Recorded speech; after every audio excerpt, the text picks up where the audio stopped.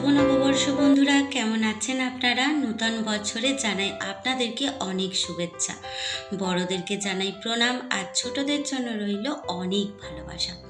আগামী দিনগুলো খুব ভালো কাটুক, সবাই সুস্থ থাকুন, ভালো থাকুন, ঈশ্বরের কাছে এই প্রার্থনা করি। আজ পয়লা বৈশাখ, চারিদিকে হালখাতার, প্রচুর অনুষ্ঠান হচ্ছে, তবে আমাদের জীবনেও আজ এক স্বপ্ন পূরণ হলো। কি সেই স্বপ্ন? অবশ্যই আপনাদের সঙ্গে শেয়ার করব। আর পয়লা বৈশাখ হোক বা দোসরা বৈশাখ, সংসারের কাজগুলো তো করতেই হবে। তাই সকাল সকাল উঠেছি। আজকে সকালবেলা একদম পুজোটা মা দিয়ে দিয়েছে। আজকে যেহেতু সবার ছুটি, তাই আয়োজনও রয়েছে। তবে আজকে আমাদের জীবনের একটা স্বপ্ন পূরণ হলো, বলতে পারেন মধ্যবিত্তের সব থেকে বড় স্বপ্ন, আমার কাছে অন্তত। অনেকের কাছে এটা অতি তুচ্ছ, কিন্তু আমাদের মতো মধ্যবিত্ত বাড়িতে অনেক অধীর আগ্রহে আর একটু একটু করে সঞ্চয় করা এই স্বপ্ন। আর সেই স্বপ্নেরই গল্প আজকে আপনাদের সঙ্গে শেয়ার করব। তবে আমার এই স্বপ্নটা পূর্ণ করেছে আমার ছেলে। এই স্বপ্নের পিছনে তার অবদান রয়েছে অনেক। আর আমাদেরও বাড়িতে আজকে যদিও খাওয়া দাওয়ার একটু আয়োজন চলছে, তবে আজকে কাজগুলো তাড়াহুড়ো করে করে নিতে হবে। বাড়িতে কিছু লোকজন আসছে, মানে বেশি কেউ না, দু একজন লোকজন আসছে, আর তারাও একটা কাজের জন্যই আসছে। তবে তাদের জন্য জলখাবার করতে হবে, আর নিজেদের জন্য জলখাবার করতে হবে।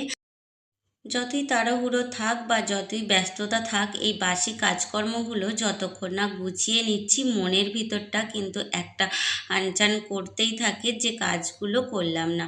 তবে আপনাদের প্রত্যেকজনের বাড়িতে আজকে হয়তো ঘরে নূতন বিছানার চাদর দিয়ে সুন্দর করে পরিপাটি করে ঘর দুয়ার সাজাচ্ছেন, কিন্তু আমার ঘরে আজকে সেই আয়োজনটা নেই। মানে আজকে আর নতুন চাদর পাতলাম না বা পরিপাটি করে গুছালাম না, মোটামুটি একটু গুছিয়ে নিলাম, কেননা কাজ আছে আজকে প্রচুর। আর নতুন বিছানার চাদর তো পাতবই, কিন্তু তার আগে এই যে সমস্ত কাজ গুছিয়ে নিচ্ছি, জানি না সেই নতুন চাদর পাতা আজকেও হবে কি না। তবে আমার কাছে মনে হয় যে প্রতিদিনই যদি আমরা একটু করে ঘর সাজিয়ে রাখি, নতুন দিন মনে হয় নতুন বছর সবসময়ই ঘরের মধ্যে মানে একটা অনুভূতি সৃষ্টি হয়, তাই না বলুন? শুধু একদিনের জন্য নয়, সারা বছরের জন্য যদি আমরা সুন্দর করে ঘর দুয়ার সাজিয়ে রাখি, মনের ভিতরে আলাদা একটা আনন্দের অনুভূতি হয়। তো যাই হোক, আপনাদের সঙ্গে বকবক করতে করতে আমার এই জামা কাপড়গুলো গুছানো হয়ে গেছিলো, দু একটা জামা কাপড় বেরিয়েছিল সেইগুলোই। আর এইদিকে করে দিয়ে নিচ্ছি ঝাঁটটা। প্রচণ্ড পরিমাণে আজকে গরম আর রোদ্দুর, একটু হাওয়াও দিচ্ছিল। তবে মনে হচ্ছিল যেন ফ্যান চালিয়ে দিই, তবে কাজগুলো করতে পারবো। কিন্তু ওই যে ঝাঁট দেওয়ার সময় ফ্যান চালালে তো হবে না, তাই ঘেমেও যাচ্ছি আর এদিকে কাজ করতেও অসুবিধা হচ্ছে। তবে এই জানালাটা দিয়ে আমার প্রচুর পরিমাণে হাওয়া আসে। আর কয়েকদিন রোদ্দুরের ভয়ে এই জানালায় দেখেছেন তো কি একটা গার্ড দিয়ে রেখেছি, ওই যে বলেছিলাম না, ব্রাউন কালারের একটা। তো যাই হোক, ওইটা তো দেয়া আছে, তার ফলেও অতিরিক্ত হাওয়াও কিন্তু এর মধ্যে দিয়ে হয়। আমার ওপরের ঘরে সমস্ত কাজকর্ম হয়ে গিয়েছিল, তারপরে বাসি কিছু জামা কাপড় ছিল, মানে ওই রেগুলার যেগুলো সকালবেলা ছেড়ে রাখি সেইগুলোই কেচে দিচ্ছি, কেননা এমনিতেই গরমের সময় ঘাম দেয় শরীরের মধ্যে। আর এমনি জলে ধোয়ার থেকে আমার মনে হয় প্রতিদিন একটু একটু করে কাচলে বেশ ভালোই হয়। তবে আজকে আর বেশি কাচাকুচি কিছু করব না, কেননা বললাম না যে বাড়তি অনেক কাজকর্ম আছে, সেগুলো সারতে সারতেই মনে হবে যেন 3টে বেজে যাবে। তবে আজকে রান্নার ঝামেলাটা নিজে রাখিনি, সেটা কিন্তু মায়ের কাছে দিয়ে দিয়েছি। সমস্তটা জোগাড় করে দেব, মা আজকে রান্নাটা করবে আর আমার বাকি কাজগুলো করে নেব।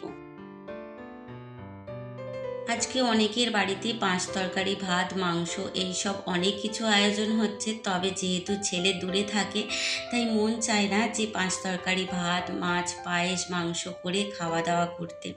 তবে ওই অল্প পরিমাণে একটুখানি মাংস এনেছে, মানে চিকেন এনেছে, ওটাই হবে।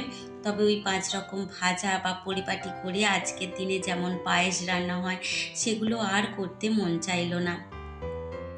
যখন ছেলে হোস্টেলে ছিল তখন হয়তো বাড়িতে চলে আসতো, কিন্তু এখন যেহেতু একদম অনেকটা দূরে, তো সারাদিনে জিজ্ঞাসা করবে যে মামা কি রান্না করলে, কি খাওয়া দাওয়া হলো আজকে, তখন বলতে মনের ভেতরটা মানে প্রচণ্ড কষ্ট হবে। আমি বলে বোঝাতে পারছি না যে কতটা কষ্ট হবে।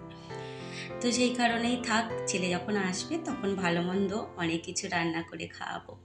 তো এখানে মুড়ি নিয়ে বসে পড়েছি। জলখাবার হচ্ছে যদিও আলাদা করে, কিন্তু ওরই মধ্যে থেকে একটুখানি আলু সিদ্ধ আর একটা মিষ্টি নিয়ে আমি খাবার শুরু করে দিয়েছি, কেননা কাজ আছে অনেক। একটু ওপর ঘরে চলে এলাম বিছানাগুলো আবার মানে সরিয়ে দিতে, কেননা সেই কাজের জন্য বিছানাটা সরিয়ে দিতে হবে। তো যাই হোক, অনেকক্ষণ আপনাদেরকে অপেক্ষা করাচ্ছি যে আমার বাড়িতে কি কাজ হচ্ছে। তবে বলি, এই পয়লা বৈশাখের দিনে আজকে যেমন চারিদিকে এই যে হালখাতার মিষ্টি বা ক্যালেন্ডার দিয়ে সবাই পুজো করছে, নিজেদের নূতন আগামী দিনগুলোর জন্য প্রার্থনা করছে ঠাকুরের কাছে, তেমনি কিন্তু আমার জীবনেও একটা ভালো জিনিস এসেছে, যেটা হলো একটা এসি লাগানো হচ্ছে। জানি সকলের কাছে অতি সাধারণ, কিন্তু আমার কাছে খুবই মূল্যবান। আর আপনাদের দাদাভাই এই যে বেলার দিকে একটা হালখাতা ছিল, সেখানেই গিয়েছিল, মিষ্টি আর ক্যালেন্ডার সাথে নিয়ে এসেছে। আর এসিটা অবশ্যই কালকে সন্ধ্যাবেলায় চলে এসেছিল। আর আপনাদেরকে বলেছিলাম না যে কয়েকদিন আগে কারেন্টের কাজ হচ্ছিল, তো এই কারণেই কাজ হচ্ছিল, ভাবলাম আপনাদের সঙ্গে একবারে সেই দিনে শেয়ার করব। আর এই দেখুন আমার ঘর দুয়ারের কি অবস্থা, বিছানাপত্র তো মায়ের ঘরে দিয়ে চলে এসেছি। আর এই যে ওদেরকে জলখাবার মিষ্টি দেওয়া হয়েছিল, সেই সব গ্লাস বাটিও পড়ে রয়েছে। আর বিছানাপত্রের যা অবস্থা, মনে হচ্ছে যে আজকে সন্ধ্যা হয়ে যাবে এইগুলো পরিষ্কার পরিচ্ছন্ন করে তুলতে। তো যাই হোক, কোমর বেঁধে শুধু আমি একা নামিনি, আমার সাথে আপনাদের দাদাভাইও নেমেছিল। তো তাড়াতাড়ি করে সমস্ত কিছু গুছিয়ে এই যে খাওয়া দাওয়া করতে বসেছি। এখানে মা আমের চাটনি করেছিল, চিকেন, আর ওই যে এটা হলো গিমা শাক ভাজা। এই ছিল সাধারণ একদম ছিমছাম খাওয়া দাওয়া। যেহেতু বাড়িতে মিস্ত্রি ছিল, তাদের জল খাবারের ব্যবস্থা ছিল, তো সেই কারণেই আর আলাদা করে সেইভাবে রান্না কিছু হয়নি।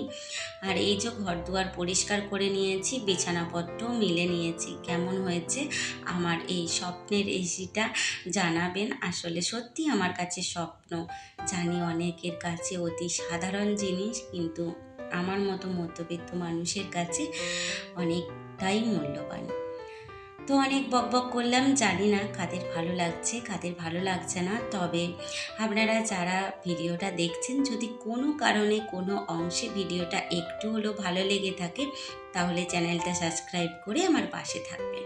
আম গাছগুলো দেখালাম, আর প্রতিদিনের মতো হাঁটতেও বেরিয়ে পড়েছিলাম। এই যে জবা গাছগুলো দেখাচ্ছি, প্রচুর পরিমাণে ফুল এসেছে দেখুন, তাই ভাবলাম আপনাদের সঙ্গে একটুখানি শেয়ার করি। তাহলে চলুন, ভিডিওটাও আজকে এই পর্যন্তই রাখছি। দেখা হবে আবার নতুন একটা দিনে নতুন একটা ব্লগে। ততক্ষণ খুব ভালো থাকবেন, নিজেদের খেয়াল রাখবেন এবং হাসি খুশিতে থাকবেন।